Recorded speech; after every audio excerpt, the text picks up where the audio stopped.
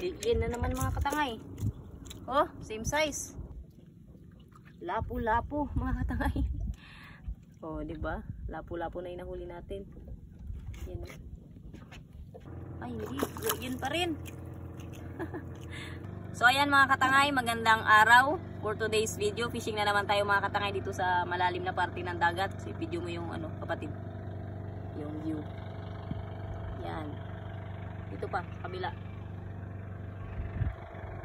Yan yung view mga katangay ng pinagkakawilan namin. Dito kami sa may kulay blue banda na dagat. Yung kasama natin, yung pansamantalang nagbi-video sa akin, yung kapatid ko.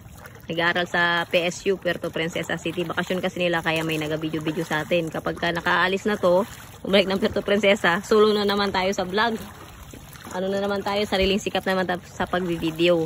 Mga katangay, ito yung isla ng Ariara Resort. Yan yung isa sa pinakamahal na resort sa buong Pilipinas. Nandito sa amin sa Linapakan, Palawan. So ito yung biyahe papuntang Coron, Colyon, Busuanga. Diyan po yan mga katangay. Yung biyahe sa mga bundok na yan. So ayan, ito yung gagamitin natin mga katangay. Nylon to ni tatay. Ginamit ko muna kasi mas maganda to gamitin kapag nagbubundak, yung hinuhulog mo lang. Kasi medyo malaki-laki yung nylon niya. Inabili ko kasi medyo maliit dito. Ito kasi medyo hindi masakit masyado sa kamay kapag ginamit mo. Yung pain namin mga katangay ulit ay kumang. Yan. Pinarami na namin kasi nakaraan kunti lang yung kinuha namin kumang eh. So, start na tayo.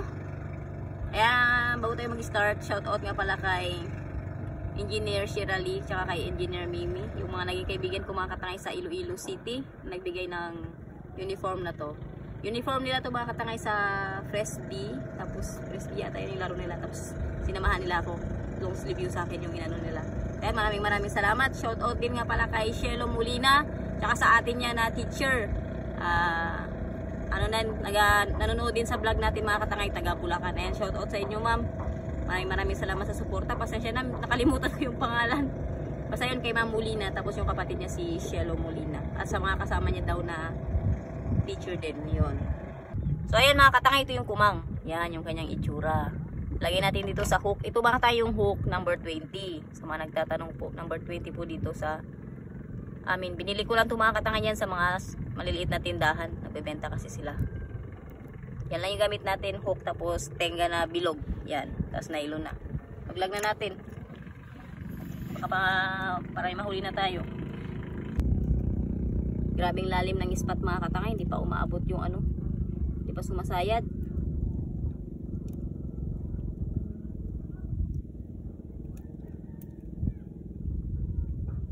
Uy, may kumakain na. Dali. Dali ba? Sinalubong agad sa ilalim sa iyong. Wala yata. Sayang. Ay, wala. Naano yung isda. Oh, tanggal agad yung laman ng kumang. Balik natin. Hindi ako nakabantay ah. Pamaguran, lagi ang danang bagi butang muli sa kulay green para hindi mabasa ang cellphone. Laglag natin ulit mga katangay.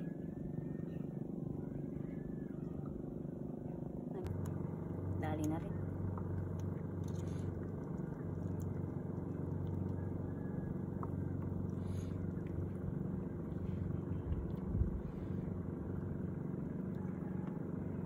Yung ating unang isda ay hindi pa natin nakikita.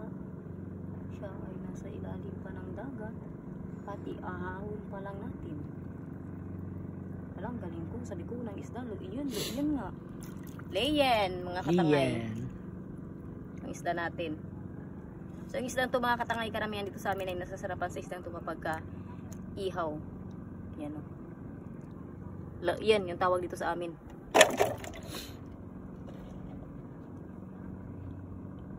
Sabi ko na bakit nahulaan ko na yung unang isda? Luiyan man do. Galing. Nakaraan ko kanuping ang bagong isda.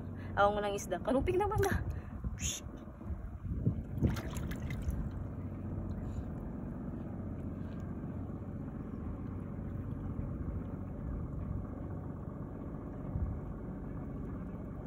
Kaya mga katangay, yung mga ganyang sizes dito, ulam na talaga yan sa amin. Kapag ka nangangawil ka kasi sa ganito, pang ulam talaga yung ano namin, yung mga ganyang sizes. Kasi ay masarap na isda. Kaya kukunin natin. Ganda din yan ipain sa buhay-buhay. Ipain natin sa buhay-buhay para makakulit din tayo ng ano, malaking lapu-lapu. Pwede yan. Sabitan mo lang yung ano niya dito sa liit.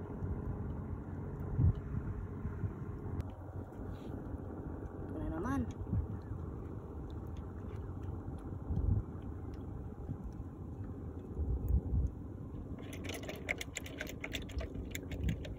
Bilisan na natin.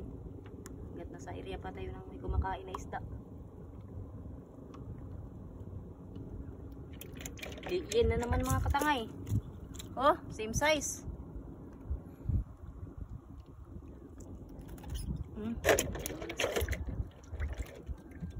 Sarap yan sa prito.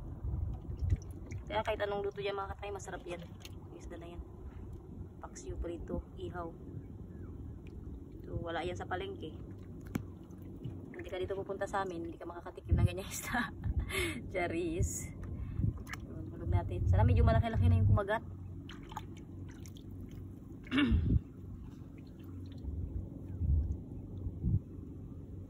Tinayin yung sugat ko mga katangay. Nag-volleyball ako, diba?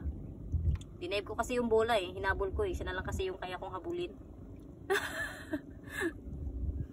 May pawi ka no.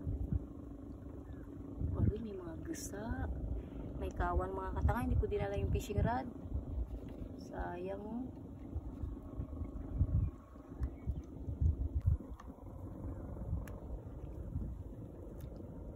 Yari na naman.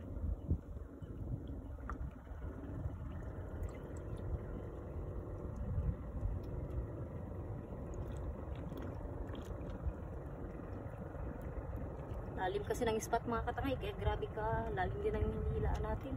Uy, yan pa rin oh. Oh, ito medyo malaki-laki na. Liyen, ano ba? Sunod-sunod, puro liyen. Yan oh, ito. Parang nasa spot tayo ngayon ng liyen ah. Yun, sa Kuyunon. Shout out nga pala sa mga Kuyunon dyan. Shout out din kay Kamarikutan. Vlogger yan, mga vloggeries. Yan, Rendon Labrador. Wala lang.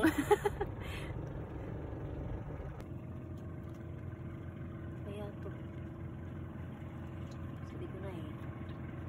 Basta nagbaba lang talaga yung pain tapos kinain. Yari na yan.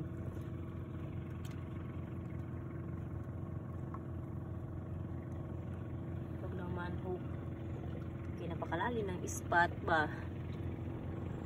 Hindi ko po alam ito. Sa nagtatanong kung ilang meters to. Basta grabe kalalim po.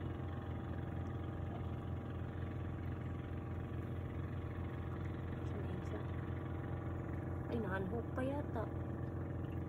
Ay, hindi. Yun pa rin. Pangapat na. Grabe, ito yung tatara ng isdang Korean ah. Yan o, good size na rin siya. Apat. Isdang Korean pa rin.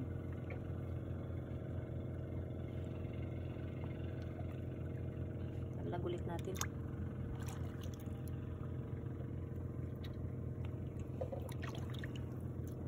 Puro isdang Korean ng ating nakukuha.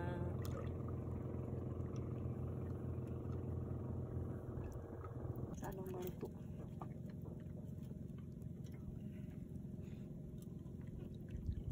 Ano kaya to? Ito medyo malaki-laki na mga katangay.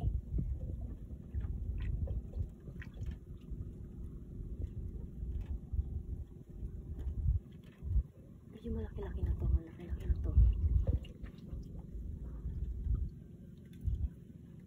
Lalim.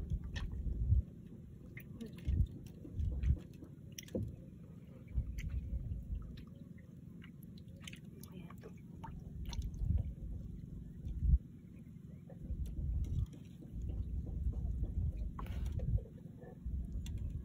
Ibut mo ko galing baru to animan.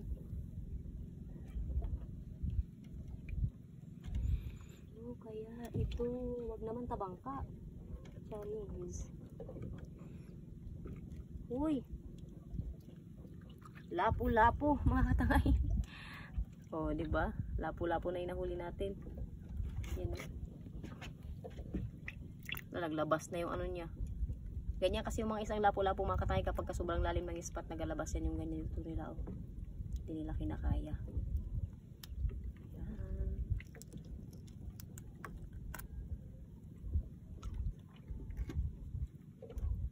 Okay. Nice. Ano kaya to? Parang bato na to.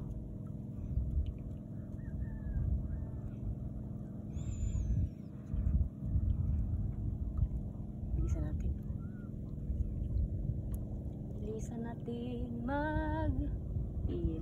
Baka tabangka na naman to. Baka lang ba? Are you tabangka? Are you rock? Or are you... it's Meron mo lagi. Meron mo lagi. Katinlo. Katinlo. Mga katangay, flower on. Stig. Bisita sa balay. Pagunta. May bulaklak pala sa sa dagat. Malamang. Stig parang siya. Nakauwi na kami mga katangay ng kapatid ko. Bali naabutan nga kami ng malakas na ulan sa laot. Tingnan nyo naman, sobrang lakas. Hindi na rin namin na video mga katangay yung ibang isdang nahuli ko. Bali ito na nga mga katangay yung mga nahuli namin. At ayan, niluluto na nga namin ng sinigang kasi nga umuulan ngayon mga katangay. Masarap dito, sabaw.